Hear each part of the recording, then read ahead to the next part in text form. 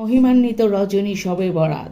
এক হাদিসে পাকে আছেন, হযরত জিবরাইল আমিন আজকের রাতে আল্লাহ রাসূলের দরবারে হাজির হয় আর আবেদন করে, ইয়া রাসূলুল্লাহ, আপনি আকাশে থেকে আপনার পাক মাথা মোবারক উঠান।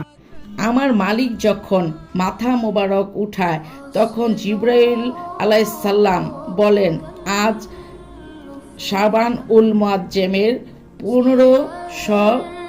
আজকের রাতে আল্লাহ তাআলা উনার রহমতের 300 দরজা খুলে দেন।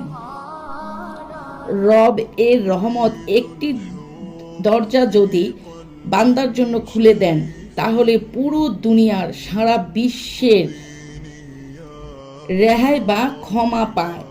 আর যখন রহমতের 300 দরজাই আজ রাতে খোলা রয়েছে, তারপরেও যদি আমরা মাগফিরাত বা কামাই বা না পাই তাহলে দুর্বলতা, অভাব আমাদের। রহমতের দরজা তো খোলাই আছে, আল্লাহ পাকের রহমতের দরজা তো খোলাই আছে বান্দার জন্য। আওয়াজ দেওয়া হচ্ছে, শুধু প্রয়োজন একটাই, বান্দা যাতে এগিয়ে যায় এবং আল্লাহর রহমতের বর্ষণ নিজে দামান এবং নিজেকে বরিয়ে এবং আল্লাহর কাছে আত্মসমর্পণ করেন।